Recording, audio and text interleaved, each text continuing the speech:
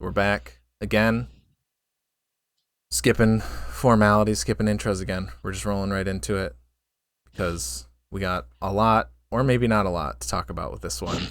We're back with the second of our little Battle Royale two-parter.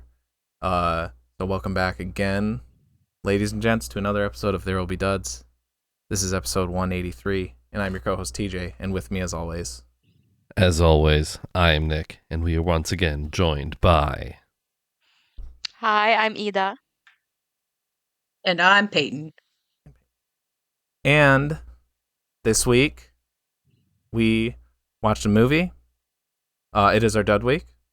The Dud movie happens to be the sequel to Battle Royale. And the one this week is...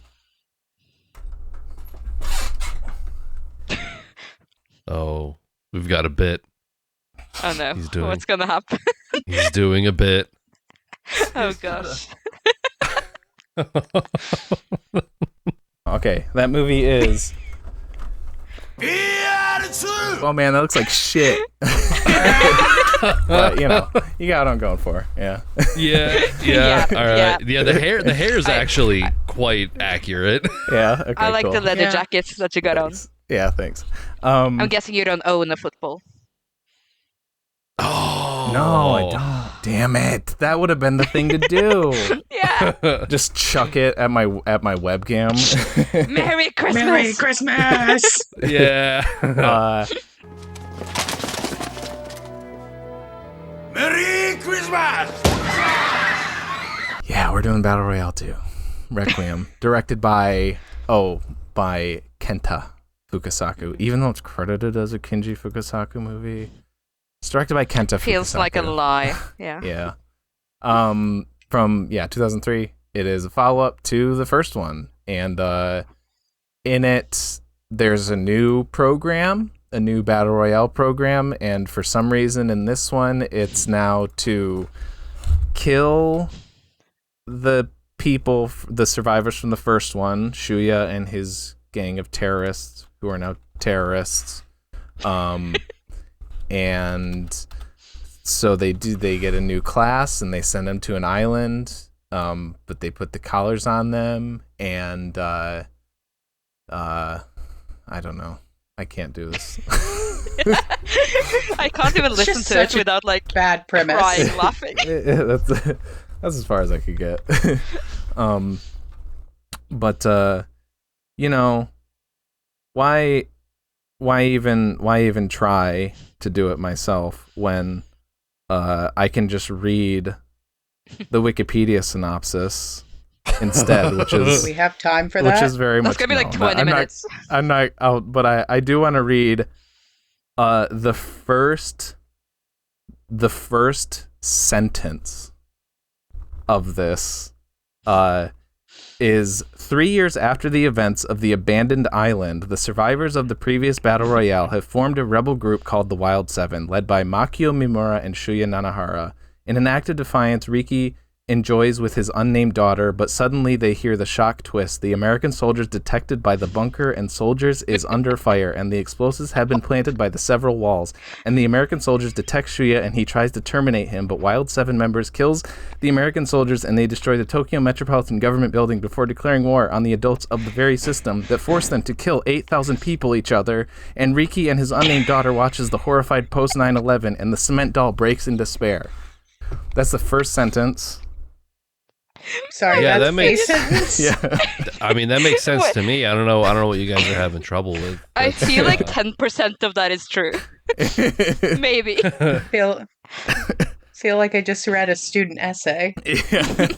Yeah, this is like ChatGPT, give me a plot synopsis of Battle Royale 2, and it's like, here's a plot synopsis of Battle Royale 2, and it's just filled with gobbledygook. Yeah. Did I interpret this wrong, or did they say that Shuya did 9/11? I would It watch that mentions movie. 9/11 in that sentence. No, what it actually says is, and Riki and his unnamed daughter watches the horrified post 9/11. And I'm not sure the daughter watches anything because she's dead. Yeah, She dies here. Yeah. It mentions Shuya a few hundred words before that, but Who are these American soldiers they are referring to? I don't know. There's a lot of issues with this. I did the same thing that Nick did, where like after watching it, I was like, oh well, maybe I can just watch or read the Wikipedia synopsis, and that'll be more helpful. And no, it's the same kind of feeling. Like reading that sentence, I'm like, this is what it feels like. This is a really accurate Wikipedia synopsis because this is what it feels like to watch the movie. Where I'm just like, oh, they're saying stuff, things happening, but. At a certain point, you just check out. Yeah. Oh yeah. Every 2 minutes, I check out. Yeah. I like that the sentence wants you to believe that Mimura, like Shinji's uncle, is also the leader of Wild 7. I'm like, he's there for 2 minutes. I guess maybe he's doing more important things. Yeah. Are we meant to get that from the movie? Yeah, I don't know. It does make it seem like he's like a main character or something, but yeah, I don't know where the fuck to even start with this thing. So I guess for clarity's sake, this is not this is not based on the book or anything. The novel, there's just the first one, and that's the first movie. I don't think there's any manga or anything. So this is just kind of its own thing. It was started by Kinji Fukasaku, the director of the original one, but he only shot a scene, and that's the scene that Kitano from the first movie is in. And then he died shortly after, and his son took over.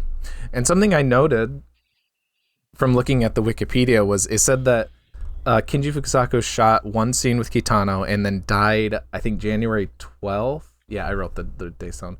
January 12th of 2003. And this movie premiered May 18th that same year. So they shot one scene in January, and then they had a finished movie like 4 months later. Like, yeah, that sounds That makes sense. right. Yeah. Feels right. So I shouldn't be surprised, but I'm a little. That's still crazy. Had Kenta made any other movies before this? No, this was his first movie. Oh, great. I Shocker. feel like nepotism is really at its worst here. Yeah. I want to say he worked on, like, maybe he co-wrote the first one. He had some fingers in the pie of the first one, but yeah, he probably created Kazuo. Yeah. I'll see if he has any. Oh, he wrote the first one. So you're right. Yeah. There you go. I guess any of your issues with the writing of the first one can be levied at this guy. So Kinji's innocent. Kenta is the. So I guess what I want to know then is this, and maybe this is a rhetorical question, is this just a cash grab on like a thing that was like not even, I don't know if popular is the right word, but it was like something that was like sort of controversial at the time. So they're just like, hey, this, like, there was a lot of people that wanted to see this thing, so like we gotta make another one. You know, where it's like they're trying to, I don't know, this is like before like Marvel Cinematic Universe, but it's like, hey, all right, well, if the first one did that well, we make another one that does well, we just keep this shit rolling. We'll, you know, I feel like there's another universe where this movie isn't incomprehensible, and then there's like Battle Royale 10 and 11 and 12, because I mean, it's like one of those formats that you can kind of, it's not, it's a little cookie cutter where it's like, hey, here's the premise, bunch of kids on an island, they have to kill each other. Like, you can swap in different characters for that, no problem, right? Like, you can just like, okay, here's this scenario with this group of kids, and you know, you can have like the drama, but you know, it's like that's not really all that difficult. What makes this movie so incredible, that like they took all of the goodwill from the first movie and just totally shit it down the toilet with just like bizarre changes that don't really make any sense, where like they update the Battle Royale program specifically to go after these like terrorists. I mean, they're like defined by the state, right? Where like they're not, I guess, I don't know. I'm confusing myself, like trying to talk about this. This is the natural process of like absorbing this movie. It's like you try to make it make sense, but it doesn't.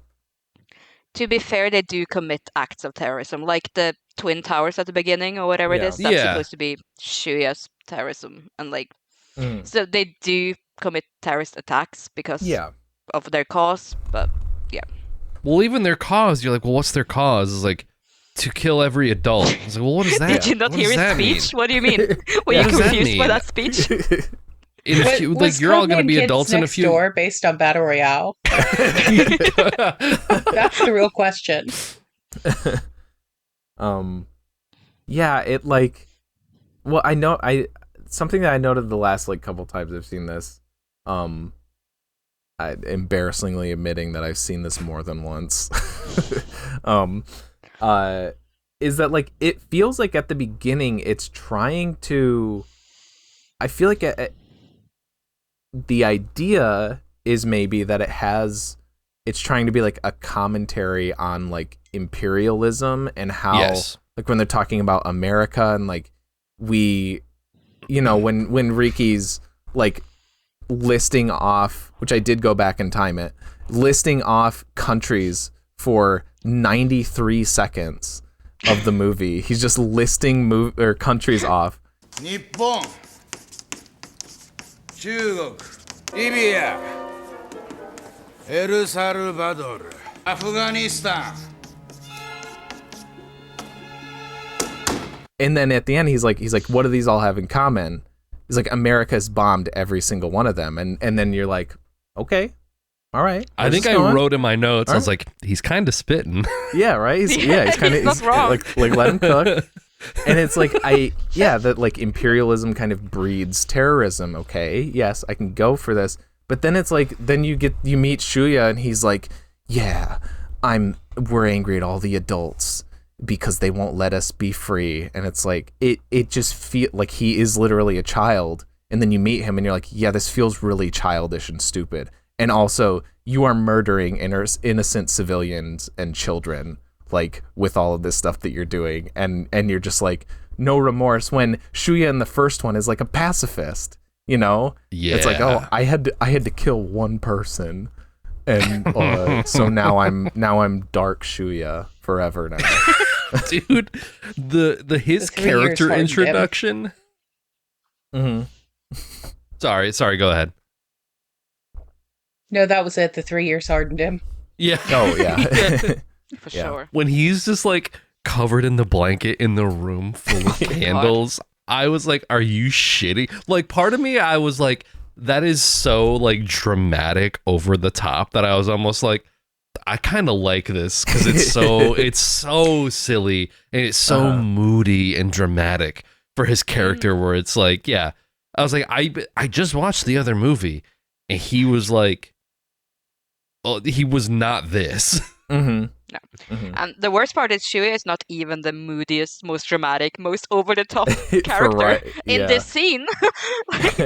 Yeah, for real. Yeah, holy shit, the main character of this one like he makes him seem like level-headed in the first movie. The issue too is like I said, I think that he was one of, if not like the weakest part of the cast in the first one, is like he also doesn't do this well either. Like he's so unbelievable you can't take him seriously as like this brave leader of this anti-establishment group, because like every time he gives a speech you're like, Jesus Christ, like get to the point, like God, you're making me fall asleep, dude. It would have made so much more sense to have like Mimura actually be the leader Sure, of yeah. this group, but I guess they couldn't afford Sony Shiba for that long. Yeah, or like any of the girls, any of like the girls in the Wild Seven. I feel like they have so much more like screen presence than he does. Yeah, I feel like they prioritize, like, they know this character, but so what? It doesn't make any more sense just because we recognize him more from the first movie. Yeah, I feel like it makes less sense because we know what he's like from the first movie. yeah, maybe, yeah. Yeah, so Nick asked before if it's like is it a cash grab? I think like 100%. Like this feels like the most cash grabby movie, like maybe outside. I'll say outside of the U.S. Because of how shamelessly it tries to copy so many things from the first movie, but it doesn't work because this is a completely different context with like completely different, like all of the characters in the class in this, it's kind of like that Lord of the Flies 90s version I was talking about, where it's like a delinquent class, right? It's like some like juvenile delinquent. Yeah. I think the movie literally calls them losers. Okay. It's not wrong. Yeah, true. And it does that where like it tries to like copy so much stuff, but then also all these like just nonsensical cameos, which like I didn't know, some of these I didn't know about until this most recent watch through, but that like Nick, tell me if you knew any of these, because I didn't know about these until I watched it for like a few days ago for this episode, courtesy of Eden and Bailey were telling me about it. That Mai is in the terrorist group, the girl from the beginning of the first movie who's on like the news and she like smiles and stuff. You know what I'm talking about? Yeah. It's like the opening scene and they're like, oh, she's the survivor of the last one, and she has like her little stuffed animal. She's in there. She's a member. Yeah, and she she has her doll, and she throws it at the end, and it's a bomb. Oh yeah, that went over my head. There's also the girl who plays Mitsuko in the flashback scenes, and she's dressed like she is in the flashback scenes, but I don't know what she's supposed to be. She's Mitsuko's ghost. I guess so. Is that like literally what she's supposed to be? Like, I don't know. No, I think she's supposed to be a random terrorist Just a child. person. But then why did they have her dress the same? It's so and where weird. did they find all these like young children who like? Because I'm pretty sure in the movie universe and in the novel, it's always like 15-year-olds who are chosen for the program. So these kids are too young to be there. They're too old to be born after Shuya started his organization. Like, where did they come from? Yeah, that's a good point. Are they just kids that they pulled out of the rubble of all of their like bombings? Maybe like, I'm your hero now. There's Shinji's uncle, but at least he's like, he is a character technically in like the novel, so he's not like completely an unwarranted addition. And he is like a rebel, so it actually makes sense. Yeah, he makes a little bit of sense. I didn't know this. I don't know if you guys said this before too, but that the girl that plays Kitano's daughter is real life Noriko's sister. I didn't know that. Yeah. So the actress that plays Noriko is sisters with the actress that plays Kitano's daughter. And yeah, I had no idea until I saw that recently. And they're actually in a Godzilla movie together. They play twins in it. Neat. Cute. Yeah. Yeah, I don't know. I feel like there's like one or two more that I'm forgetting, but yeah, just shameless ripping off of the original one and just nonsensical cameos from people. So yeah, 100% it's a cash grab. That was my roundabout way of answering your question.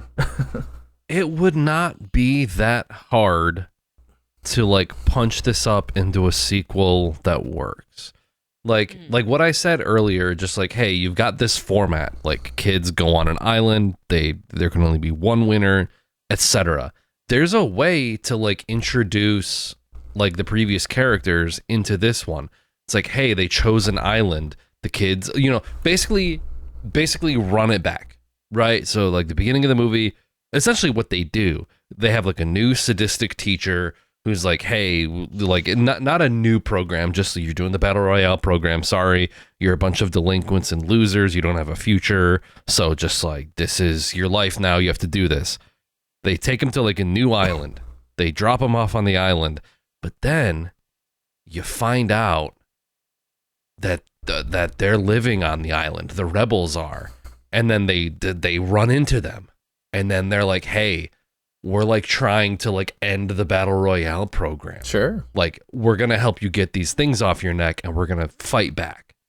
like literally anything. But I feel like they're just trying to jam pack. Like, okay, we're gonna make a commentary about like American imperialism. If you're gonna try to make a commentary on like American imperialism and terrorism, don't make your protagonists like they went to Afghanistan and joined Al Qaeda, essentially. Like just literally like that famous like news footage of what Osama bin Laden with like the AK-47 like shooting it. That's what he looks like when you first see him. He's like literally wearing the cloak and he's like, look at this like Kuleshov or whatever it is like, it's insane. Yeah. I feel like it begs the question, how many people were writing this movie? Because it seems like so many different ideas were going on. Like, let's revamp the program. Let's make them tied to their numbers. Oh, but also we have to have these cameos. Oh, but also we want to make a social commentary. But also let's remember they're 15. And I'm like, how many people had their hands on this script? I'm going to guess one. Because it just feels... It feels like 72 people wrote it and like they all just like passed it around the room and wrote a sentence and they were like, all right, and it's a movie. Totally. It's one of those like, committee screenplays that happens a lot with like Hollywood movies. Only like they didn't confer. It's more like a Mad Libs thing or like an improv game where it's like, okay, yes, okay, so somebody start this scene and then we got a yes and. So then they like pass it around and then so like person A starts the scene and then the next person's like, yes. And then their numbers are tied to each other. Yes. And so one kid refuses to play. Yes. So his partner dies too. I don't know. Like, yes, and it's Christmas. Yeah. This is actually a Christmas movie. Yes. It's like Die Hard.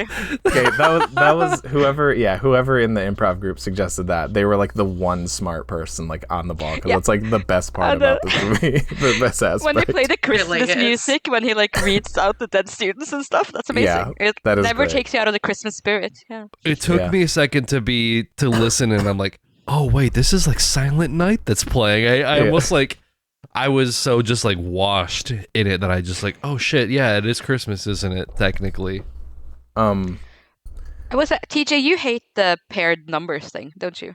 I feel like you said you didn't like that. Oh yeah, I mean, I think it's fucking stupid. Like it's really, it's such a stupid fucking idea.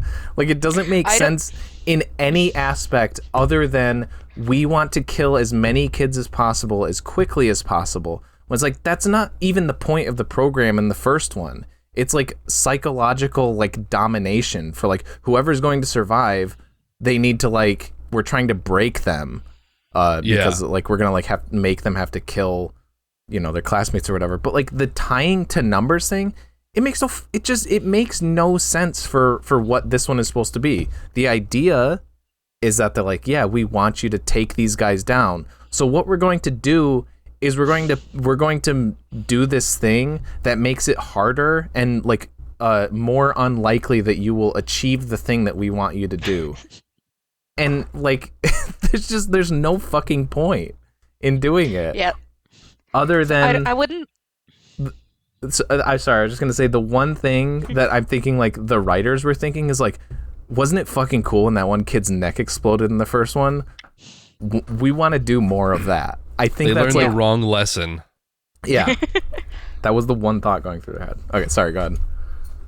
I was gonna say I think it could have been interesting if they hadn't changed the point of the program, because like you said, like what's the point of if one of them is shot, another one dies as well, so it's like less likely they'll take down the terrorists. But like if they were just doing a normal program and they wanted to do a little twist, like maybe it could have worked, because you could still have like, you might get paired with like your ex or like someone you hate or like, because these kids all know each other, and then you'd have to cooperate. Like could open up for some good dynamics, but like in this one it just doesn't make sense.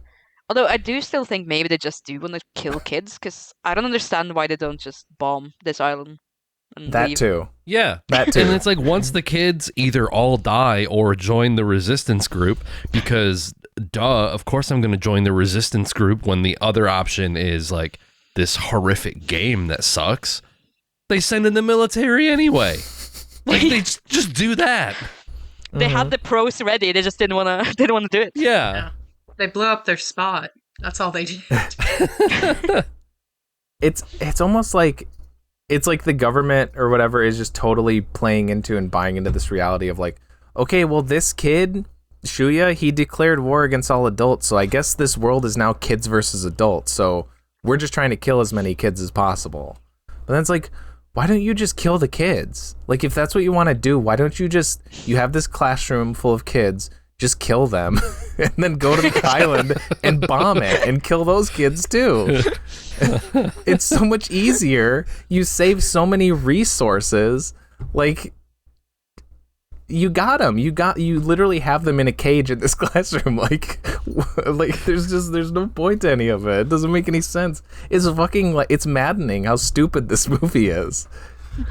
It's like the whole story they're trying to tell. It's just so convoluted. Like, there's nothing here that anyone's passionate about actually telling, and you can tell by like the characters who, like, none of them have any development. There's no like someone will say, like, no, that's the main girl, TJ.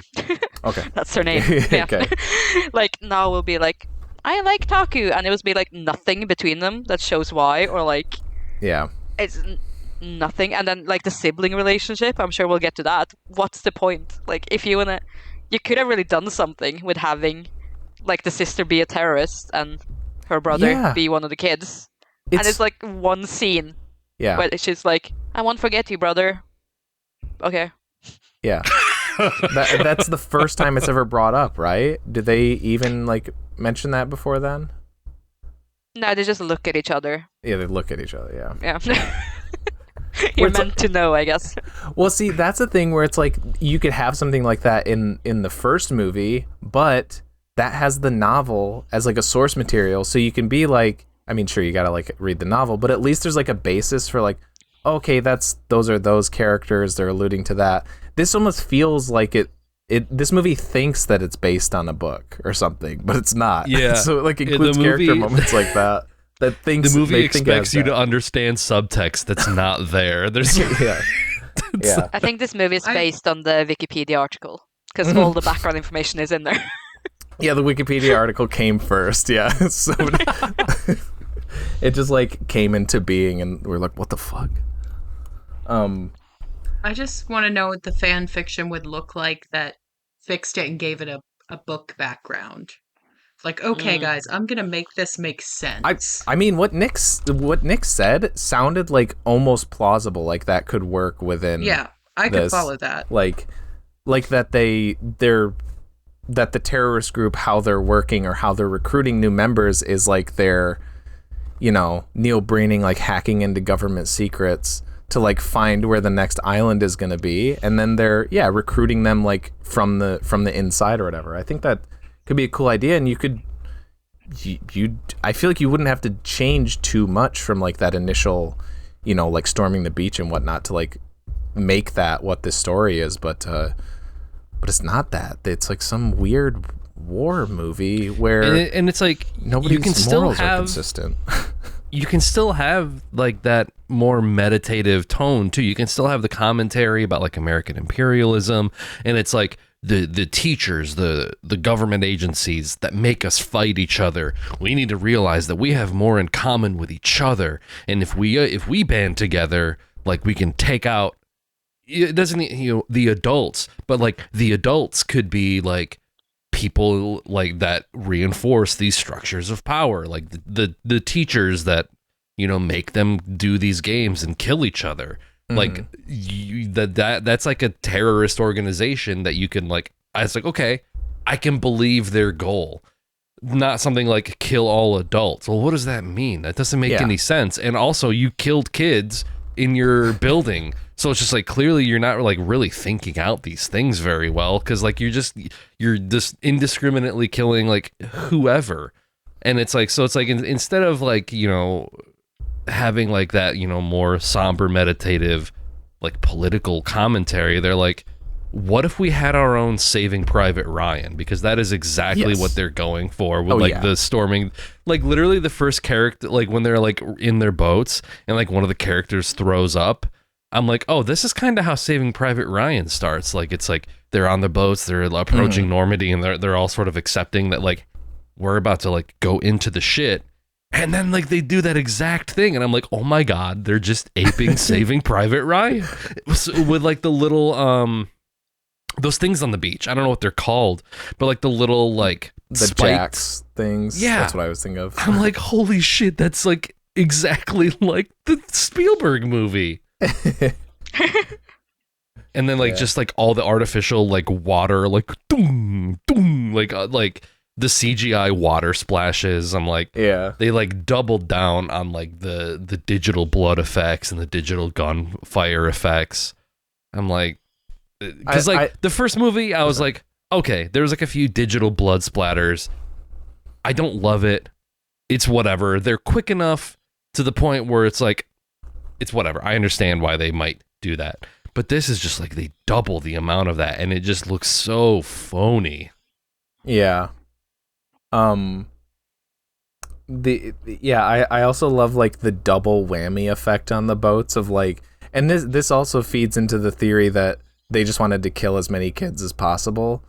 Is like they make the boat engines like the most sensitive boat engines ever, because like there's like, okay, one kid's partner dies, so then their collar's going off, their neck's gonna explode. And then when their neck bomb explodes, it triggers the boat and like the gas in the boat engine to explode. So everybody dies on the boat. And I feel like the guys in like the control room were like, "Fuck yeah!" Like when that happened, like, yes, it worked.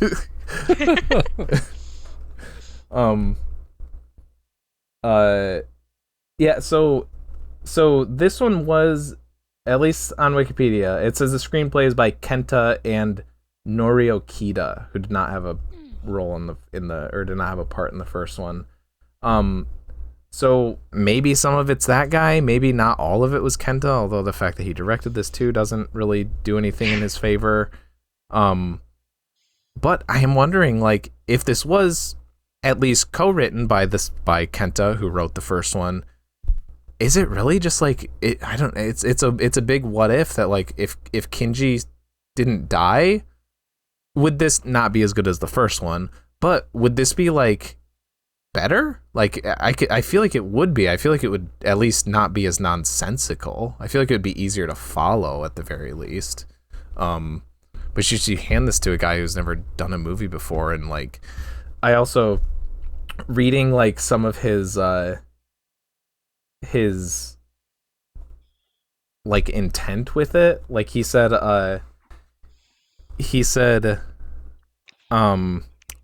there says Kenta Fukasaku desired a lot of controversy and outrage for the sequel, adding that the more strongly people react, the better. It's like, well, I mean, I'm reacting strongly and I think it's bad and I am mad, but I don't think it's for the reason that you want me to be mad.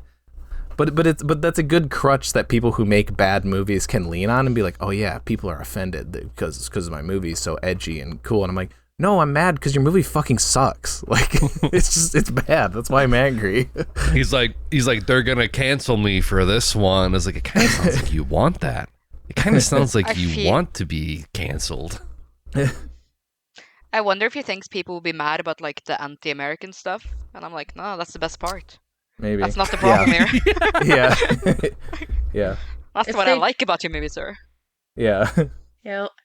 It's one of those things where really if they'd leaned into that social commentary like, whole idea, they could have made a cool movie. Like even if they wanted to like mimic the Private Ryan stuff, like that could have been an intentional like, oh, you know how you felt bad for them? Well, look at they could have done things if they'd done them with intent and, you know, had follow through.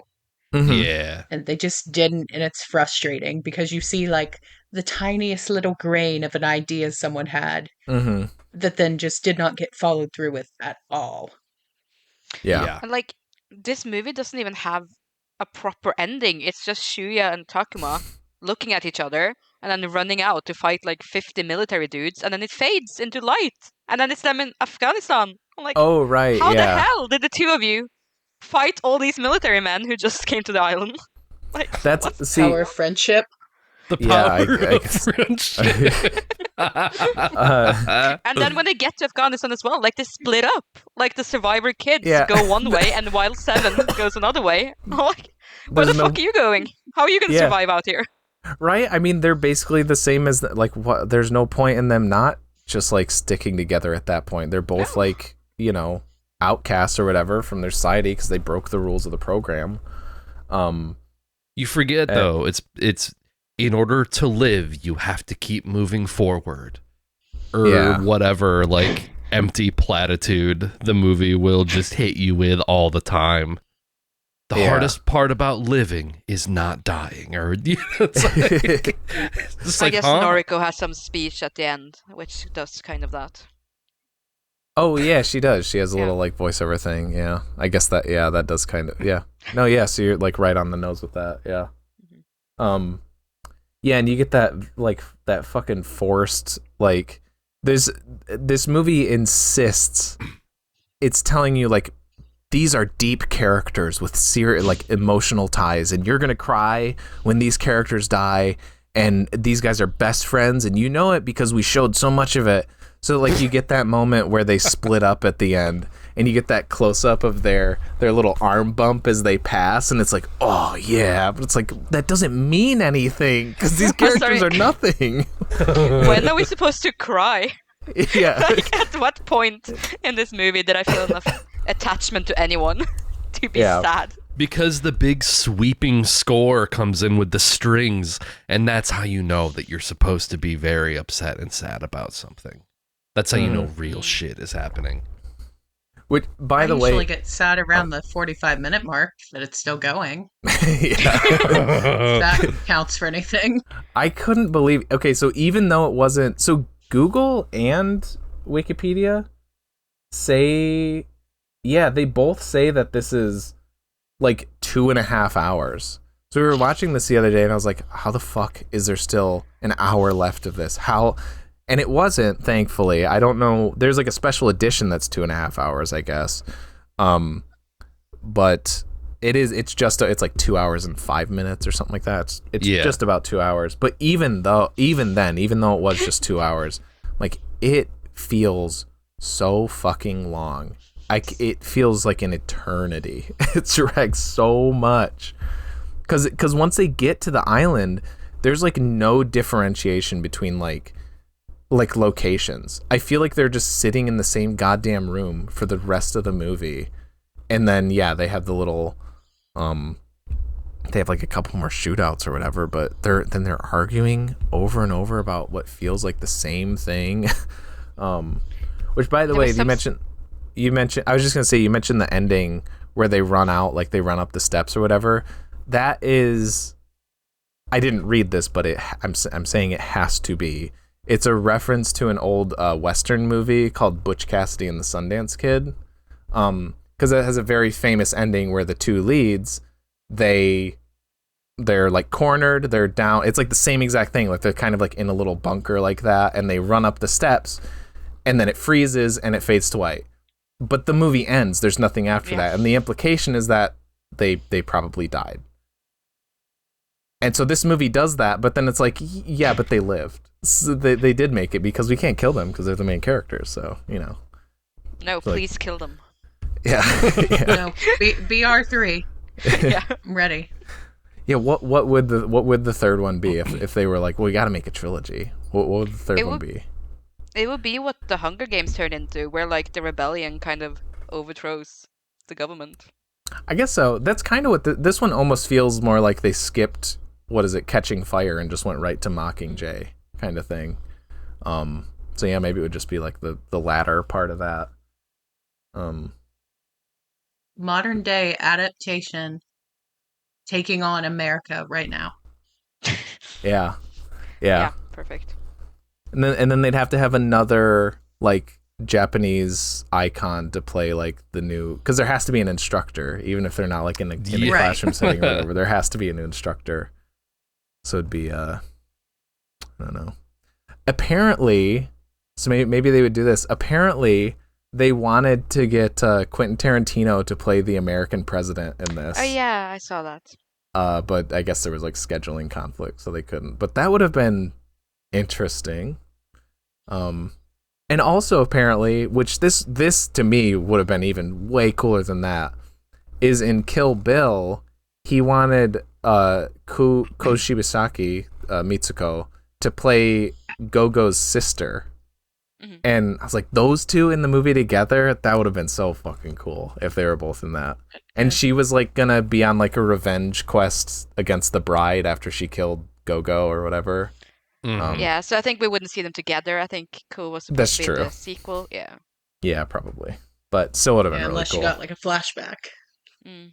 True. Yeah.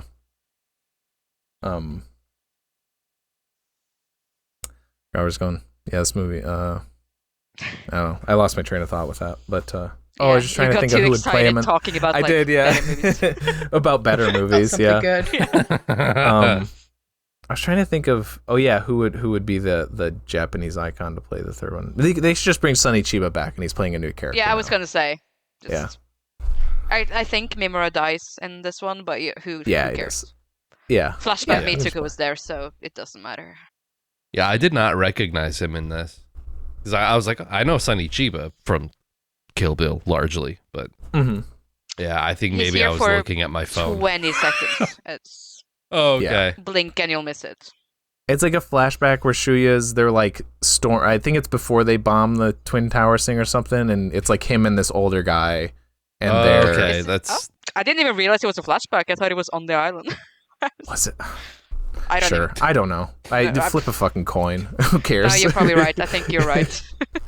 yeah. Counterpoint. I don't care. I just keep getting stuck on Shuyuka's 9/11.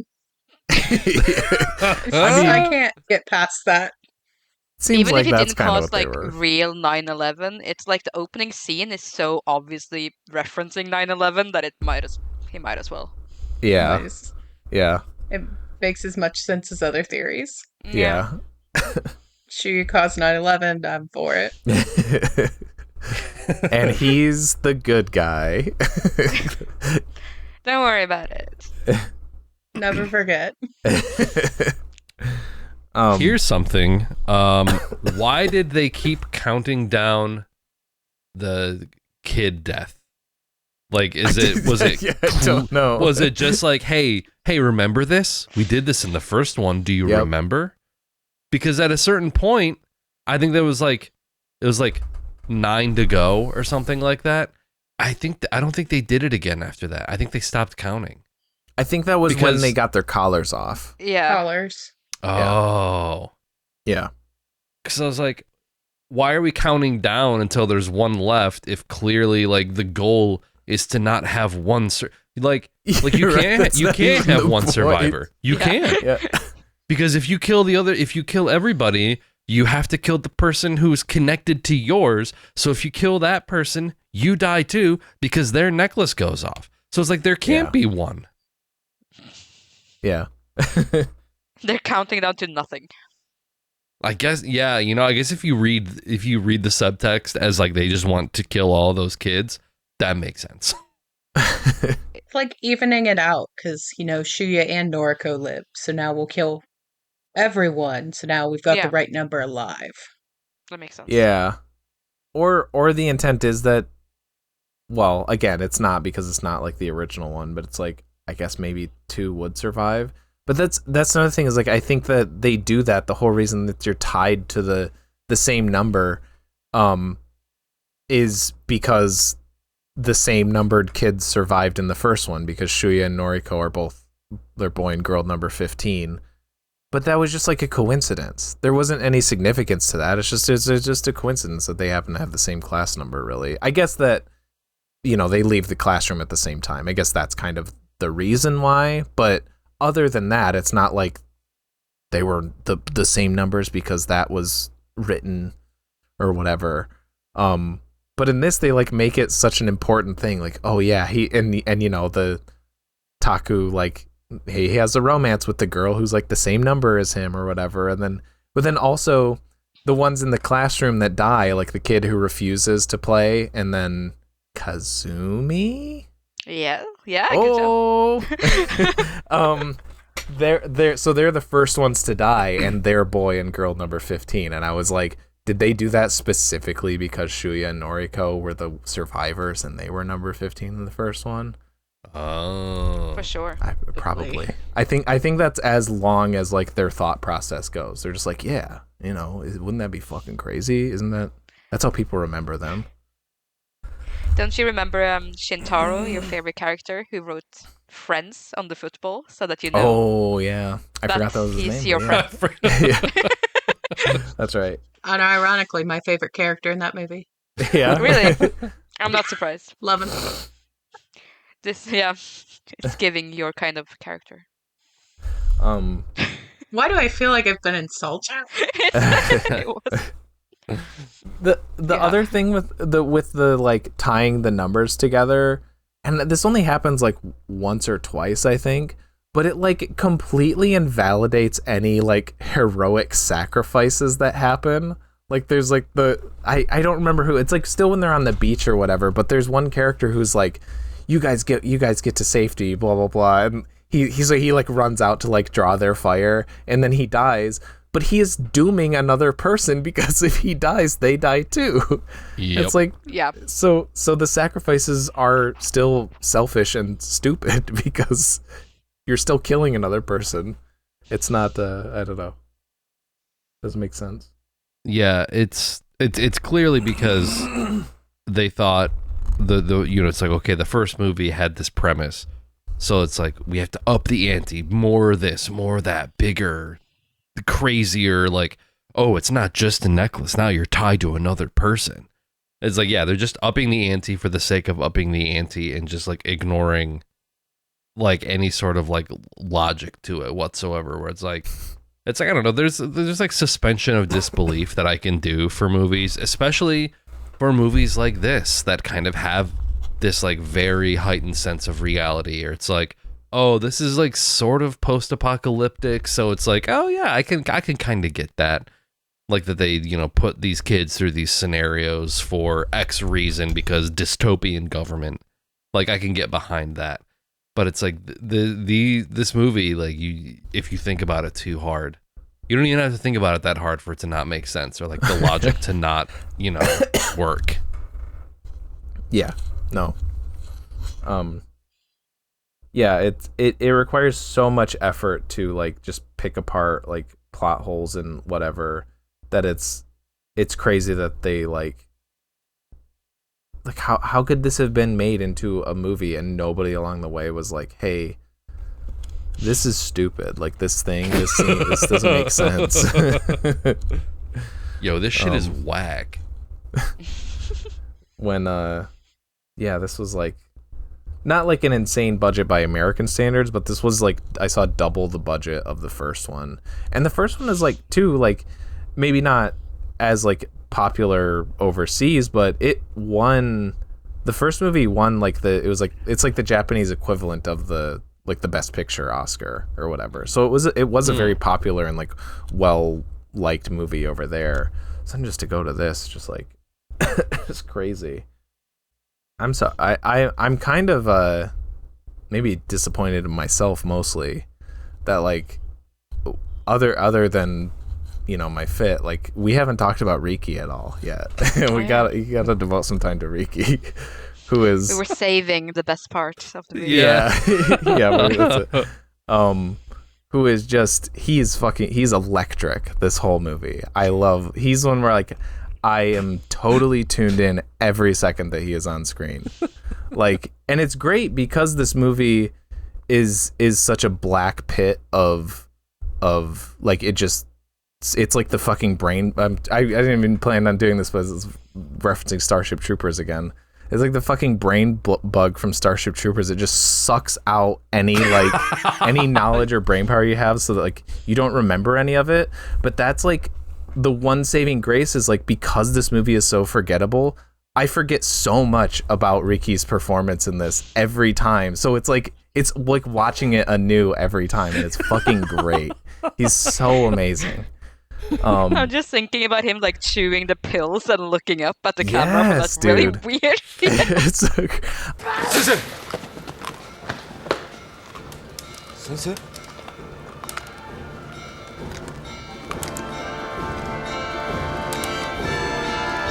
the part where the kid, they do the reverse Fumio, where he goes like this, like he makes a like weird face, and they throw the knife at the blackboard, and he's holding the bows as it goes past him, and oh god, he's fucking great.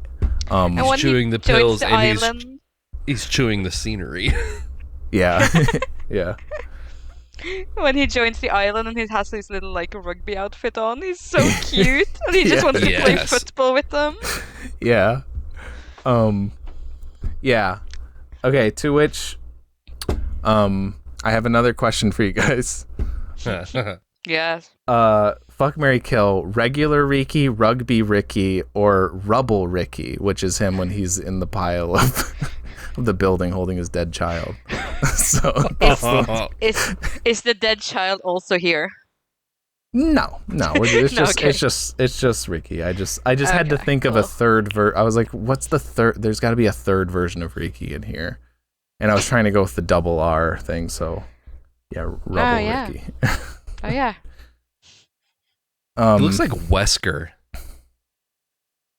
He does kind of, yeah. Sorry, I just like pulled it up on the other screen. I'm going. I think I'm gonna. Can't wait. I'm gonna. Yeah, no, I gotta give my piece. I'm gonna kill Rubble Riki because I'm doing it for him. I'm doing him a favor. He's he just lost his kid. I'm fucking regular Riki for sure, like 100%, 100%. And then I'm like, this is the easiest choice ever. I'm marrying rugby Riki for sure. Like, are you kidding me? He could tussle his hair every time he comes home. He comes home from soccer practice. He's got his muddy shorts, and I'm like, yeah, sure, go about. I'll make you some macaroni and cheese. Yeah, that's all I need for the rest of life. He's fun. He's excited. He's good with kids. Like, yeah. He knows how to count. So yeah. He's the whole package. Yes. Um, I think that's the only right choice. I mean, yeah, I think so. Yeah. You gotta kill Rubble Riki, put him out of his misery. He's too sad. He wants to be with his daughter. Yeah. Yeah. Do him a favor. And then do you think regular Riki, as he's like climaxing, he lists off names of countries that America has bombed? So you'd learn something. Yeah. Like, Yeah. Yeah. Educational for everyone. And then he'd tell you like Merry Christmas. Yeah, right? Yeah, always festive. Oh my god, right at the climax. And then he would do like the James Bond thing where it's like Christmas comes twice a year or something. Oh, nice. Yeah. Good pull. Yeah. Love it. Yeah. I think that's a good. Yeah, it's good very choice. festive. Thank you. Yeah, I obviously put a lot of thought into this one. In my head, I thought he was wearing like a Santa hat at one point in this movie, but I don't know if I've seen an edit or something. Yeah. Yeah, I think that was an edit. Yeah. That's the one thing it's missing. Yeah. Yeah, I love that like this is one of those like it's a Christmas aesthetic movie for the most part, to where like, yeah, they'll play Silent Night, or like just in their military command center, just like in the corner there's a little Christmas tree that's got like the lights on it and stuff. Imagine Riki like dressed as Santa handing out like the weapon bags as Oh, gifts. that'd be so fucking awesome. This movie is so what a missed easily opportunity. rewritable. It's so easy. How did they butcher it that bad? This could be like a Christmas classic. Yeah. It could be Yeah, Die Hard, dude. just like Japanese. But Yeah. I mean, can you imagine Riki as an antagonist in a Die Hard movie? Oh Just my like, god, man. yeah, like John McClane Yes. going up against like Riki, who's just like serving face the entire time, just like doing those weird ass facial expressions, like Yeah. eating handfuls of pills and just like doing crazy shit. Oh, it'd be Hell so yeah, good. dude. Yeah. this might be like a really hot take, but I think Riki would have done a really great job like in the first movie as well. I would have enjoyed seeing him as the original Sure. teacher. Like, Yeah. like as a Hans Gruber I type could go with character. Yeah. No, I think No, in she's the in the original first Battle Royale. Yeah, Oh yeah, easy. yeah. Yeah. Like I think I enjoy his performance more than Kitano's. Like they're very different characters, but like Riki's more It- entertaining. I like the energy. Yes. I mean, yes. If I'm just going straight up like entertaining, yes. This is an extremely entertaining movie. Sorry. Performance. Oh, okay. We know how you feel. No, performance. Yeah, it's a little like thinking of him. I guess if he was in the movie and played it like this, that would be maybe more in line with Sakamochi from the novel than the version that Takeshi was playing in the first one. But yeah, I totally think he could work. Yeah. Well, then here's the thing: if Riki was giving such an over the top, cartoonish performance, why didn't the rest of the movie like have that tone? Like there was something there with like the writers and the directors where they were like, we got to have like a memorable sadistic teacher character, so let's make him like really cartoonishly evil, just like being really crazy. And then the rest of the movie has this like weird, self-serious, illogical tone to it, where it's just like, no, just match that energy, like make everything just as like crazy and cartoonish as like him. Like they had the sense to like make a memorable character like that, and clearly like the way we're talking about him, it's like this is like the one shining beacon redeemable. The only redeemable thing about this movie is this performance. It's like it's weird that they were like aware enough to do that, but not aware enough to like make the rest of the movie good. Like, were they aware enough, or did Riki just like create this character?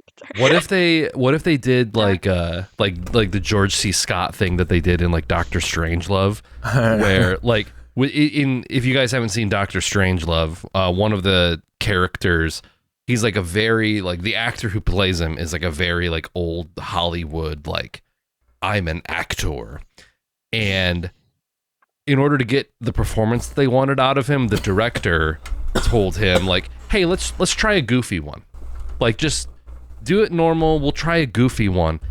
And then he ended up using all of the goofy takes for the movie. And it's like a very memorable character in the movie, but the actor who did that was like very upset that like Stanley Kubrick used all of his goofy takes. So I'm wondering if that's what they did with Riki, where it's like yeah, Peyton. Sorry. I guess it reminds me of like Nicolas Cage and I was literally going to say Nicolas Cage. Yeah. Yep. Because it's like, no matter what, everyone else can be doing whatever, giving nothing, and Nicolas Cage is like, I'm going to give it 187%, no matter what. And I feel like that's what Riki did, is just like, okay, well, you guys can do this, but I'm going to be good. Yeah. I'm going to be memorable. Yeah. Yeah. No. I was watching like behind the scenes, or like the making of Battle Royale, and Kitano mentions that he had asked for like direction or whatever, how to play his character, and then Kinji just told him like, oh, just be yourself. So I'm wondering like if Riki got like similar directions. This is just him in real life. Well, just do whatever. Love kind eating of pills. Yeah, it'd be sick. 100%. I was thinking Nicolas Cage too, because we've watched some like Nicolas Cage stinkers where it's like I'm thinking like Deadfall, which is an extremely boring, tedious movie, but Nicolas Cage is great in it. He has an amazing role. And then there's another one, Vampire's Kiss, which is better. It's a better movie in general, but I legitimately think that that's like Nicolas Cage's best performance ever, and he is on another like stratosphere than everybody else in that movie. And yeah, that's what he is. I would also almost, I could believe that like you're saying, like, how do they see his performance and then the rest of the movie be so self-serious? With how much of like an idiot I think that this director is, I wouldn't be surprised if he saw Riki's performance and he was like, "Oh, that's so good." He doesn't think it's funny or anything. He's like, "Oh man, this is so serious." Oh yeah, he thinks cool. it's serious. Yeah. Yeah. This guy's twisted. Or it's because Riki is like a well-known actor, and this guy is dad was a well-known director, but this is his first movie, so he's like, okay, you can just do what you want, Riki, and like he doesn't want to like step on his toes or whatever because he's like, you know, a big name actor in Japan. Also, yeah, no, I mean, this I was is looking at Ricky's Wikipedia page, and he was the voice of Immortan Joe in the Japanese hell yeah translation, or dub of Mad Max Fury Road, which I'm like, yeah, I want to see him as Immortan Joe. Honestly, I think that would be, yeah, dude. You know, he's very. I will say too, just having seen him in a couple other things. This is very much like his, like what you were saying about, like Edie, you're saying about how Kinji told Takeshi to just kind of play himself. I don't think that Riki is playing himself, but this is kind of the archetype that he plays in movies. I don't. Have you guys heard of or seen the movies Dead or Alive? It's not related to the video game series. No. He plays like a I don't know if he's Yakuza or something like that, but you should watch the movie. It's great. It's really, I'm pretty sure he looks exactly the same as he does in this, like black, like leather trench coat, the done up hair and the glasses and stuff. And then another one that I would highly recommend, much more recent, is Tokyo Tribe. That one, if you're talking about, like, you're saying the first movie, Nick, makes you think of like real life anime, you should watch Tokyo Tribe. That is the most like closest to real life anime like movie that I've seen.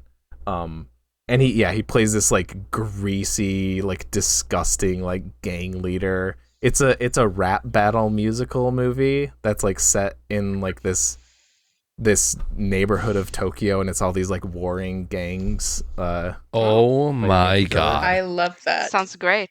I just sent a picture in the chat. Holy shit! I love Yeah. the fit. Dear. Oh my god, Yeah. that's an Yeah, amazing dude. outfit. That's what I'm talking about. That's Tokyo Tribe. Yeah. Oh It looks my great. god! It is. It's a ton of Blockbuster. fun. He looks like Yeah. Steven Seagal a little bit. It does kind of. We're also happy talking about Riki, and then Yeah. it's back to like the know, dumpster fire. That's the rest. yeah, What's of the movie. rest? Oh yeah. I'm trying to cling on to this ray of sunshine in this movie. This is the thing, like, I feel like we have barely talked about what's in this movie, but also I don't know There's nothing in this movie. how What to. what is there? I don't. Yeah, I don't even know how to attempt. To Okay, talk let me about. ask you guys a question. Other Okay. than Riki, who's your favorite character in this movie? Rugby Riki. No, none of the Rikis, DJ. Ricky, but different. There's got to be somebody that like even if it's like ironic, I'm like, there's got to be somebody that I like. I a have little favorite bit. characters in this movie. You were shocked I know. that I remember their names. Yeah. Shintaro, that power insane. friendship. Done. Maybe the Okay, nerd okay. kid at the end with the Oh glasses. yeah, he's fun. Yeah, I guess he had glasses, he's so one of the like more he looked memorable different. ones. Yeah. Yeah.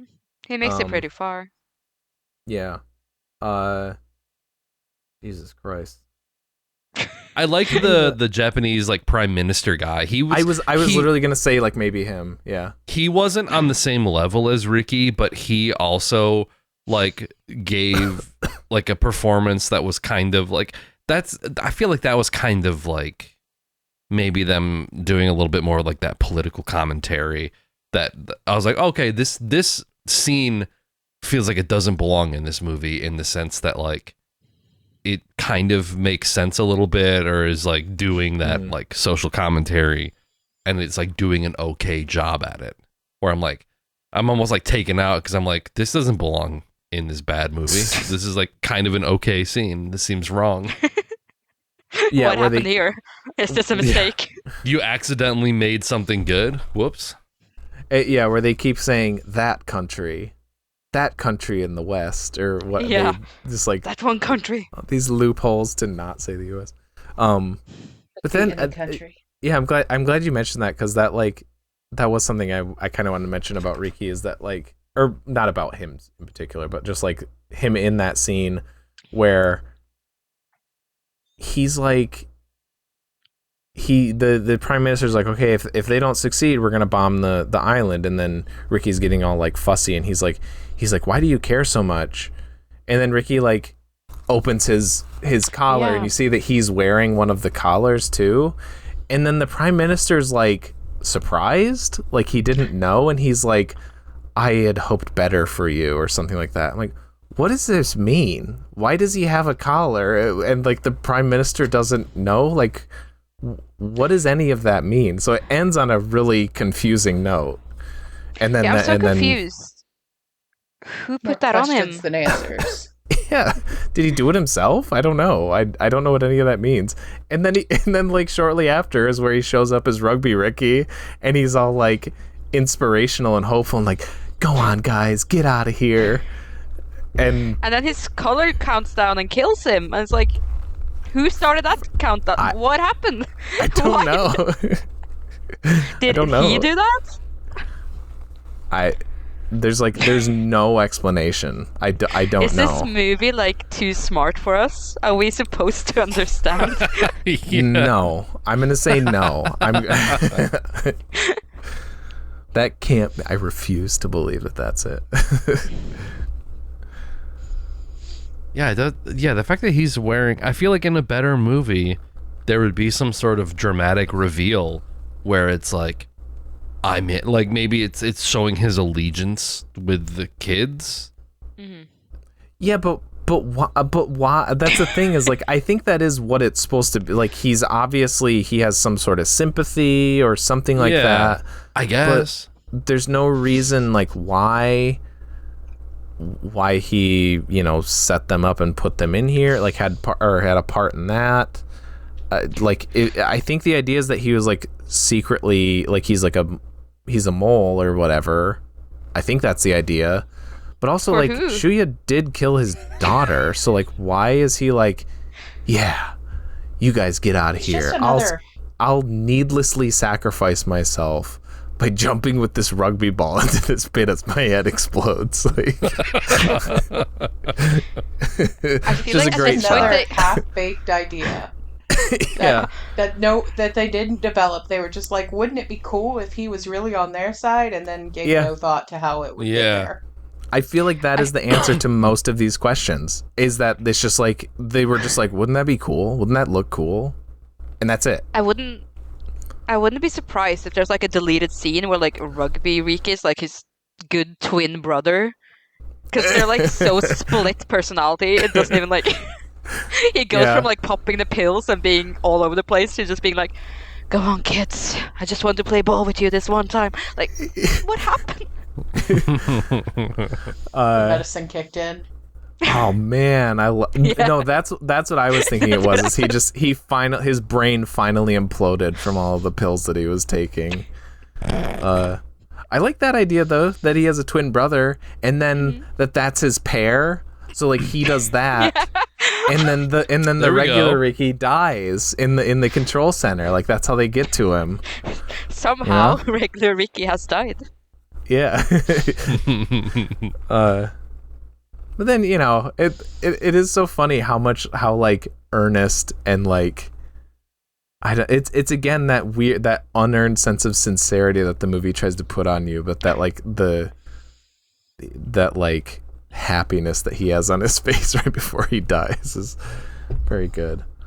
Oh, I wanted to ask, does anyone give a shit about like Shiori, like Kitano's daughter? Did that storyline move anyone? Did they achieve anything with that?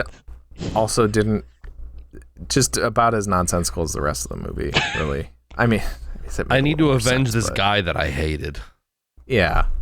Yeah, because she signs her class up as well. Like, the screen in the beginning, her laptop screen, is her signing them up for this. So it's not even a random pick. She literally killed.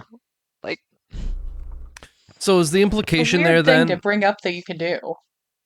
Yeah. Hey right? guys, who wants to sign up to take out this guy? So the implication there then is that she signed them up because she knew that the rebel group was on the island, and like that was her way of getting close to them. Yeah, because she knew that Shuya killed her dad. Yeah, so then she knew that the new Battle Royale 2 program was that it's actually just a military operation. I guess so. So it's like she knew all of that? I think that was on like the sign-up sheet or whatever she had. It said BR2, so I think it probably had information. But like, where did you sign up for this? But also, like the BR2 like rules. What's that? I was just gonna say, I love this alternative to like, America does school shootings, but Japan, you can just sign your class up for the program. Yeah, it's organized Gets school the job shootings. done. Yeah. What were you gonna say, Nick?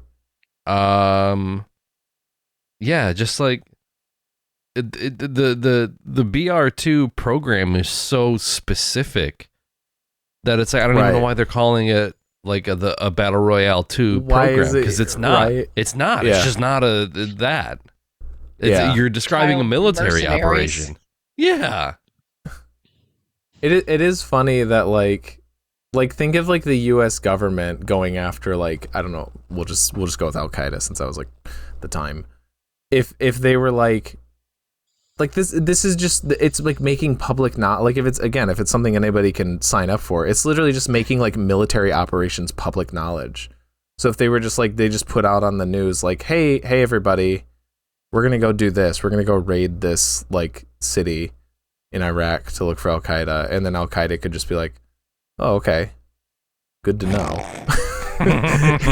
Because like if anybody can access it, like a fucking, a middle schooler or whatever can access it and just be like, yeah, I want to do that. And like, again, if her idea is to get revenge on her for her father's murder that she didn't even like, a guy that she hated, which sure, it could be a complicated like pirate child, maybe she actually loved him or whatever, but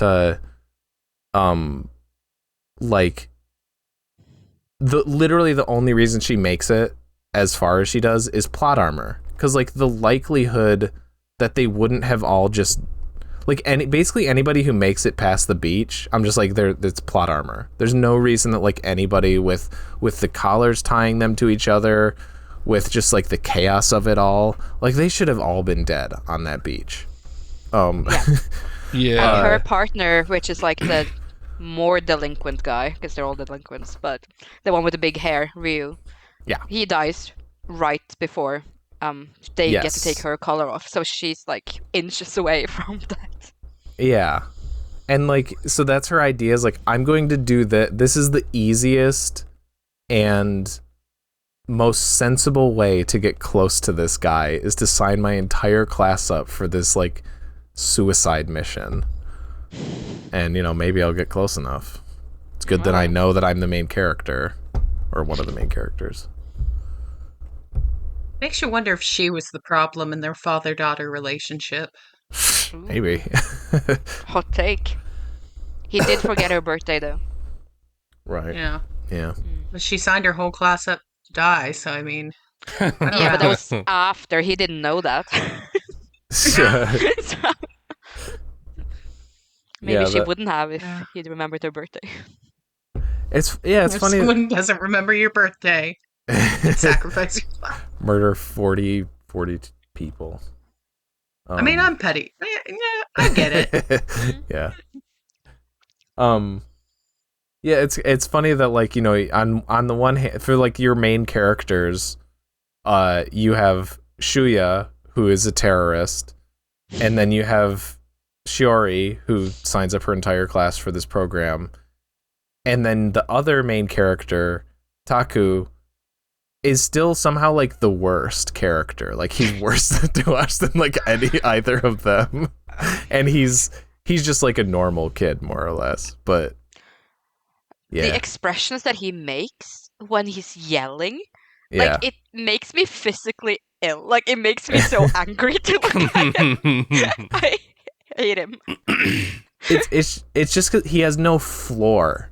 Every reaction to anything is up here, so that it's like, well, how serious is this actually if he's reacting to this the same way that he reacts to anything else? I don't know. And he's always like frowning. Like I don't think we ever see him like looking relaxed or happy, or like Shintaro is trying to be friends and he's just sitting there angrily looking at the football. Like, yeah. do you mind? Do you have any other mode? Yeah, even when they're on the bus, it's like he's just so grumpy and moody. Where it's like I'll give like Tetsuya Fujiwara this in the first movie, you know, despite, you know, maybe his performance isn't the best at all the parts, but it's like I can still see him as being like a guy who I can still see him as being like the guy who's friends with everybody and he's like a well-liked dude in the class. But Taku, I'm just like, he just seems fucking miserable. I don't believe that he's like rugby star and has all these the friends in the class. He seems like he seems like like he just kind of like an outcast character, and yet he's like the leader. He's the guy that everybody looks to and whatever. Somehow several girls have a crush on him as well. Like, what's going on? Why? Yeah. Based on what? Yeah, I feel like they tried to shoehorn that stuff in there a few times, but like it totally falls flat because it's just like they're being shelled by like mortar fire, and then there's just like, I always loved you. Oh, okay. And then they would die. And it's like, yeah. It's like, all right. Like literally when the nerd at the end confesses to Kyoko, the one who's taking care of the baby, and she's just like, okay, go die. Expressionless. She literally tells him to just go. She's like, cool, dude, cool story. Yeah. Did I ask? Like, yeah. Yeah, if we were critiquing the first one for being a little bit like, okay, these kids are talking about their crushes when they're about to die, this is like you just said, like it's literally the mortar shells are coming down on their heads and they're like, I love you. Yeah. Yeah, we're past the justification of their 15 and on to right, yeah. something else. Yeah.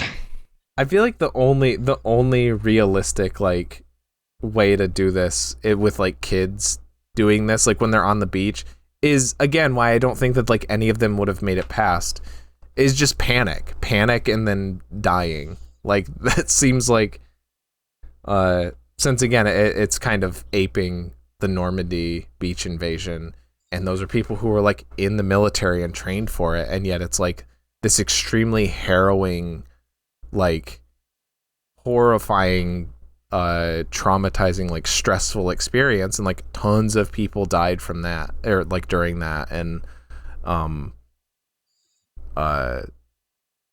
like the fact that like kids could just kind of like keep it together better than, you know, World War II soldiers, I guess, is a little hard to believe. like I remember a lot of people, because I was on like a Battle Royale forum back in 2004 or something, so this movie was pretty recent. Mm-hmm. And a lot of people hated the character Miki, who's the one who pees her pants and then just runs off.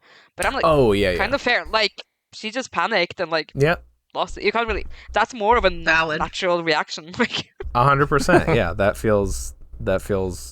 Yeah, she's probably the most realistic character there. And then yeah, that's the scene where they're like, she's over there and it's their collars are beeping because she's too far from her partner. yeah, And they're like, come back here. This guy's gonna die if you don't come back here. And they're like only concerned about the guy who's gonna Yes. die. because I think the thing is, I think she's in a danger zone. Maybe I don't know what's going on. No, I think but the idea is that the numbered partners can't be too maybe. far apart. There's a from each distance other. thing, but I do think that one of them does say that she's in a danger zone.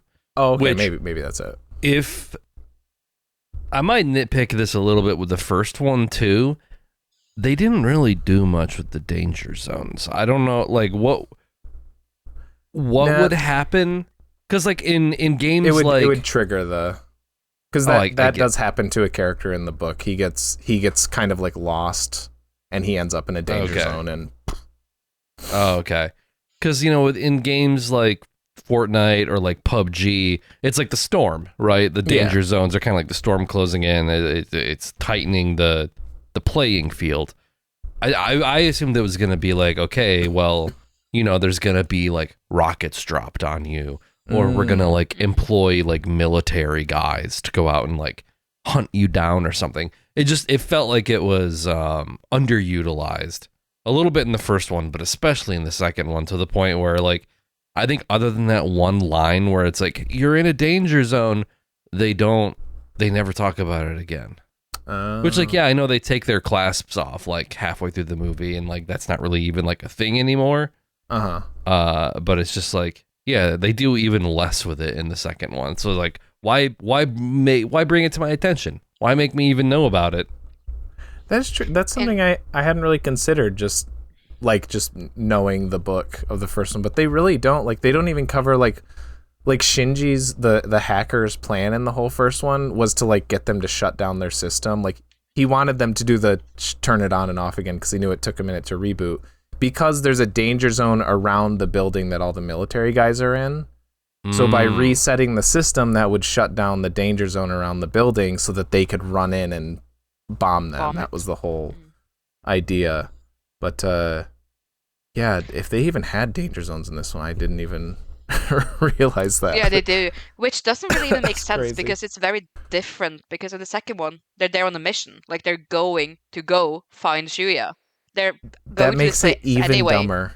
Yeah, so Yeah, like, what what's if the Shuya point of leaves like into a narrowing danger down zone? the playing field? Like, they're going to this one place anyway. Yeah. Like, Again, it's like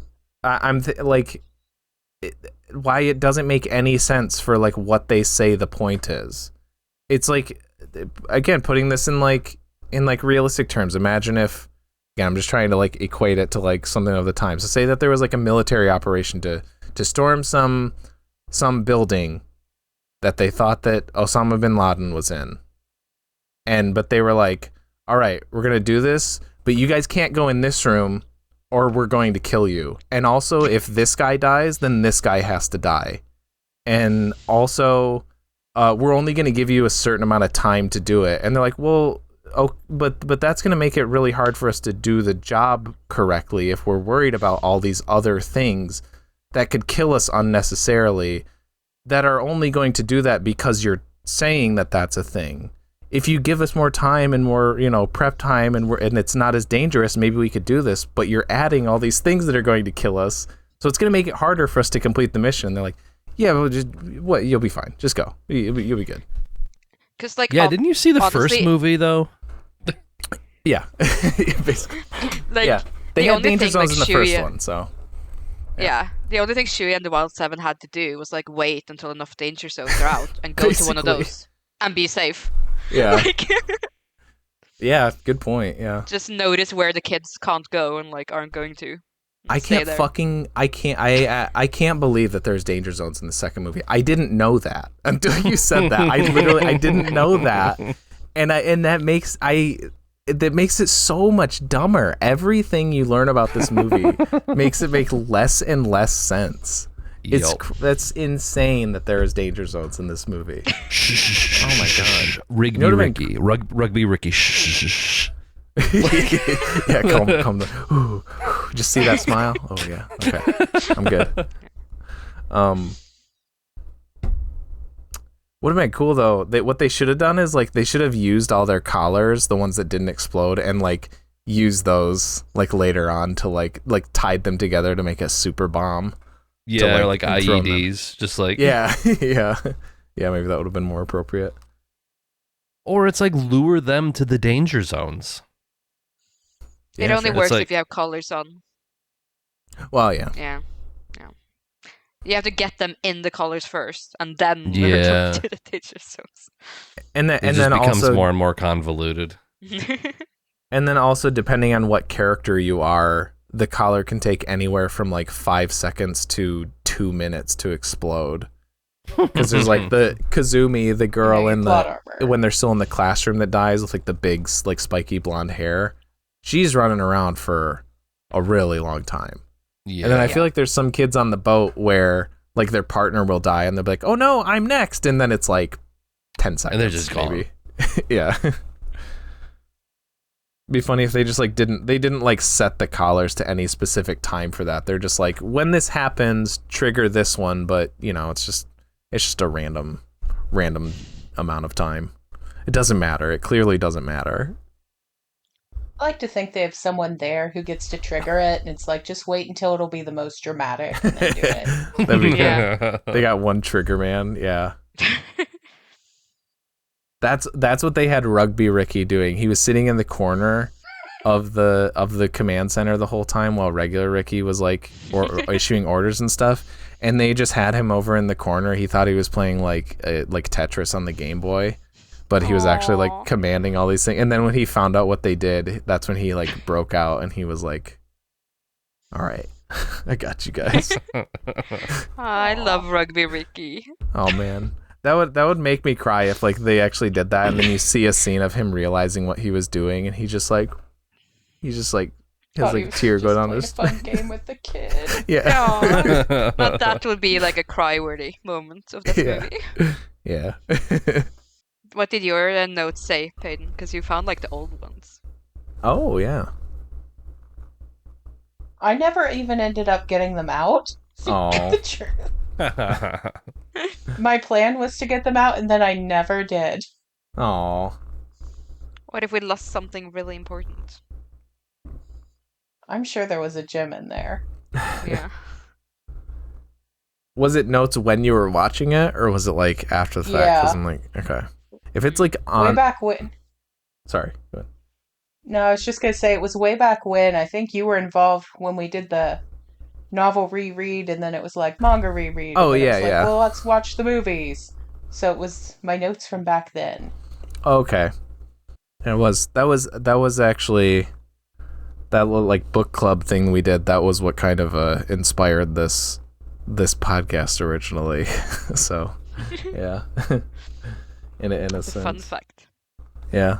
So this is going back to before. This is like this is the true doing the Battle Royale movies is like that's the true origin of There Will Be Duds.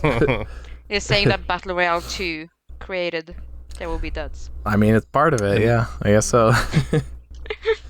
I mean, it I'm glad fits. there's a reason for it to exist. It fits because we do good and bad movies, and you know, I would say the first one is a good movie, this one's a bad movie. So yeah, it kind of is a perfect. Yeah. Perfect. This is like a perfect like two-parter to kind of inspire it in a way. Well, okay. Who wants to start this one?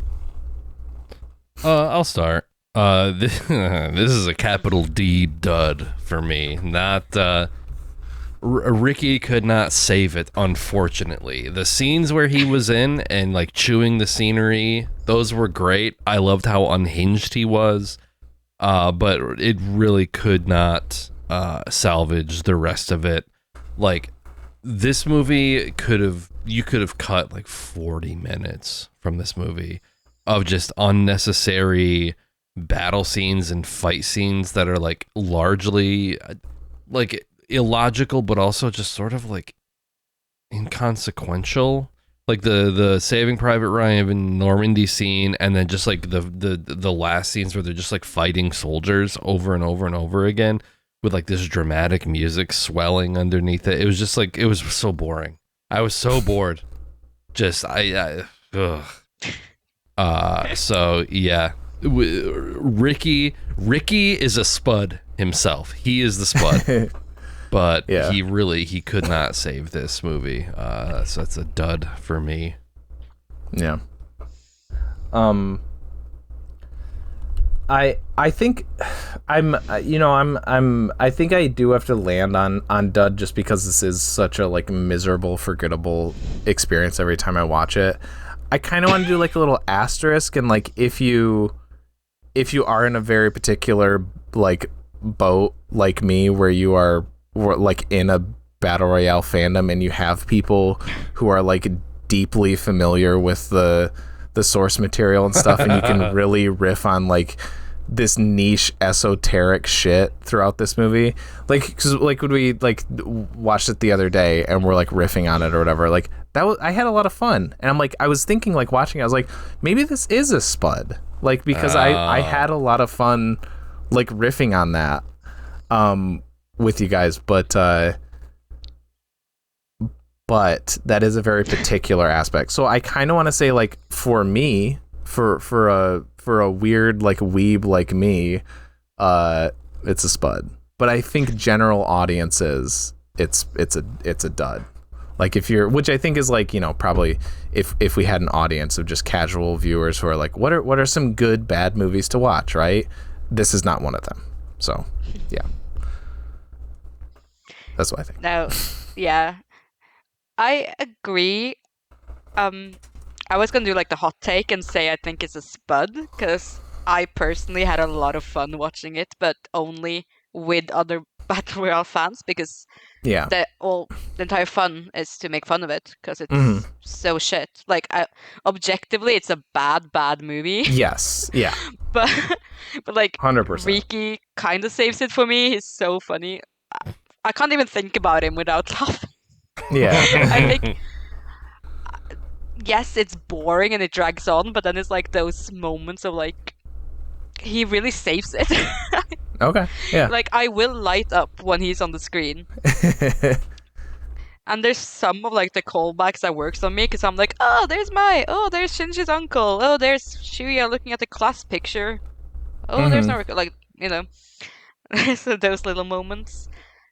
All the new characters, other than Riki, suck. Every single one.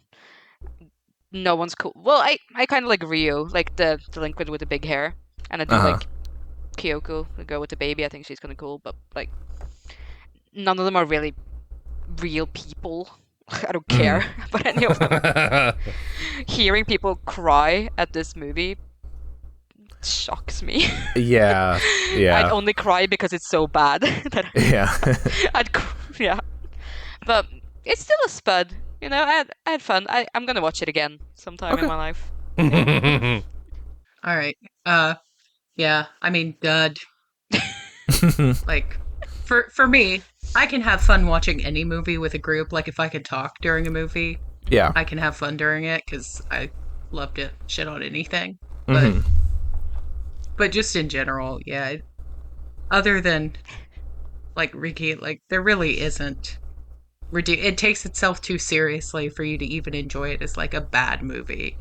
Like, so many of the characters are acting like, yes, this is a very serious film, and it's just, there's nothing there. So even though I would watch it with some other fans, I have to say dud.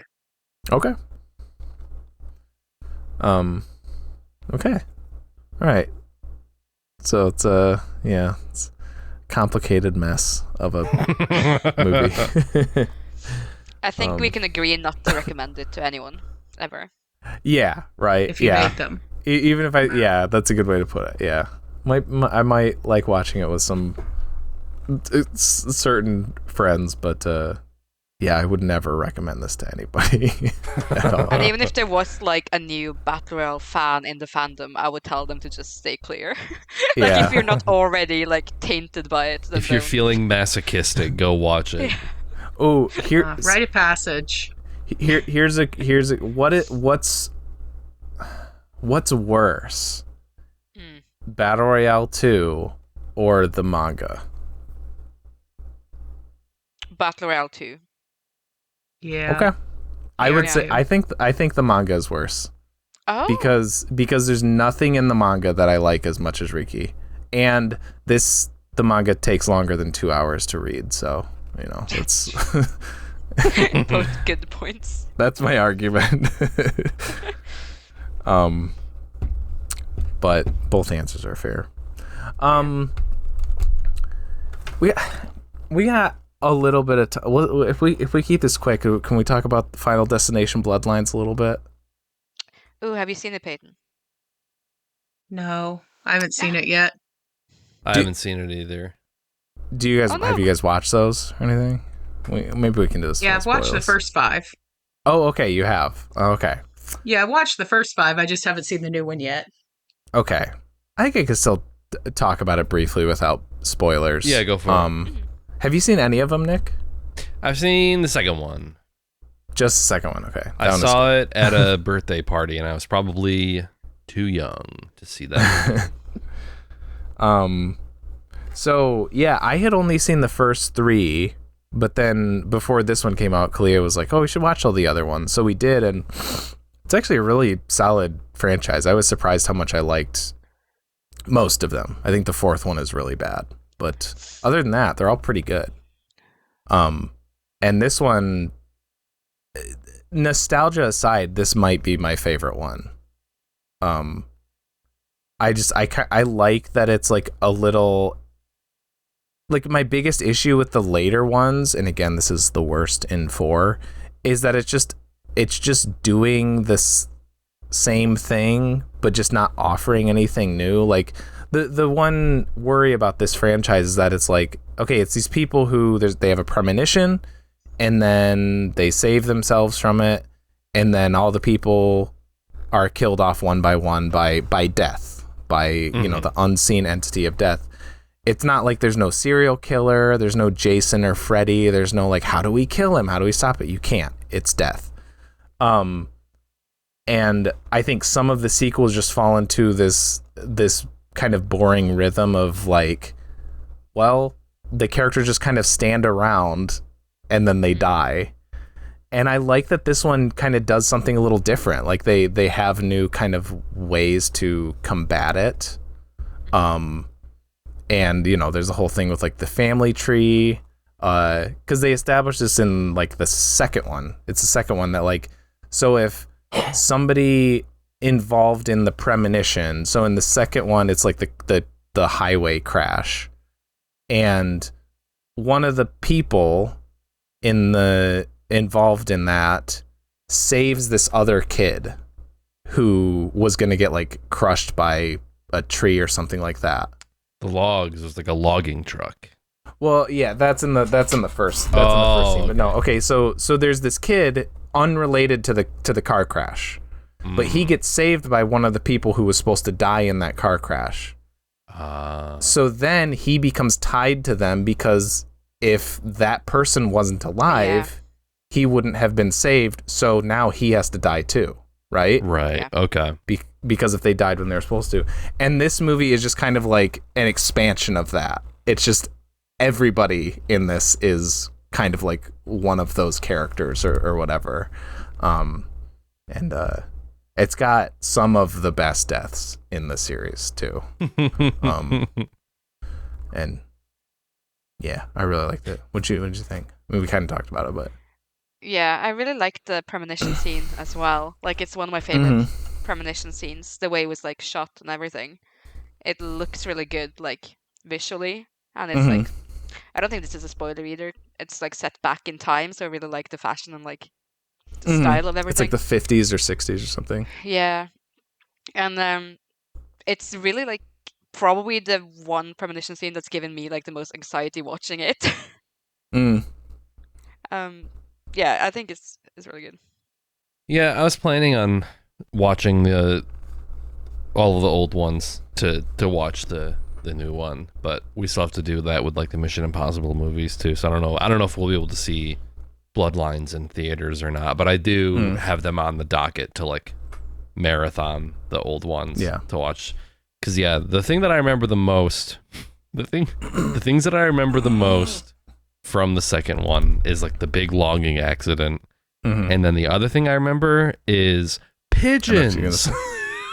Oh, wait, no. Oh, I thought he was gonna say tanning bed. No, that's the third one.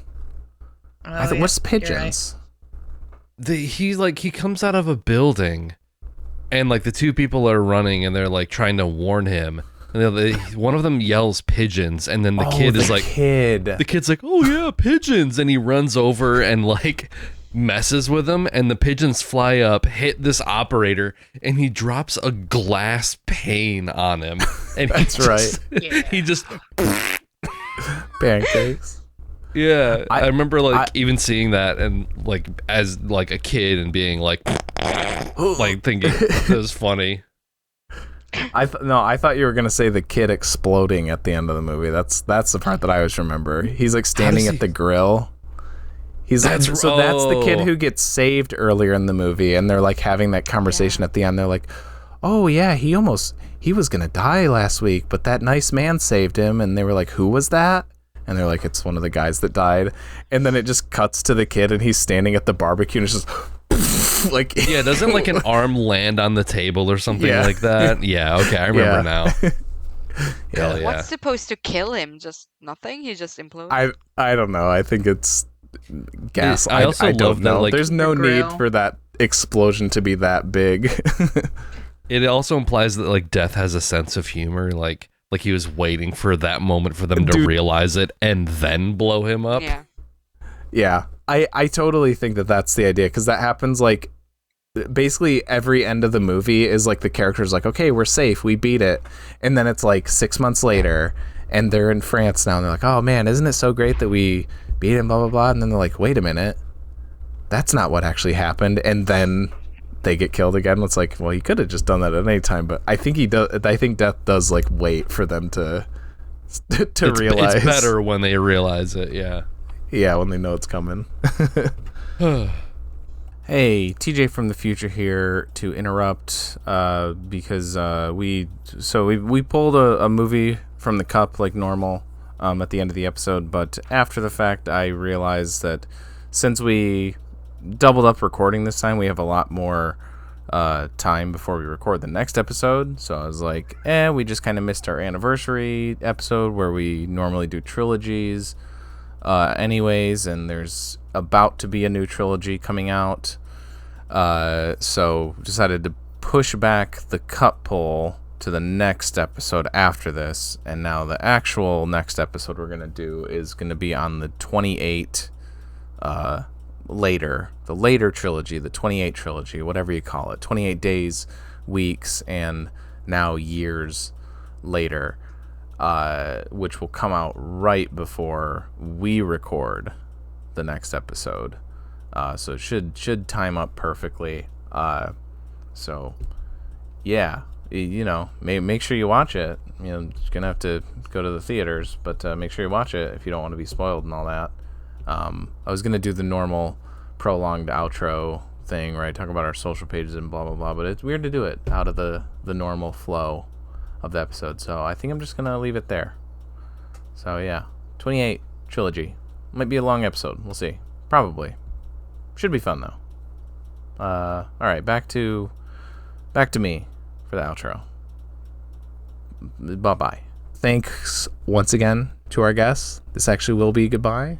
This is our last one, so Thanks for having us. yeah. Yes. It's been a good time. Yeah, this was a lot of fun.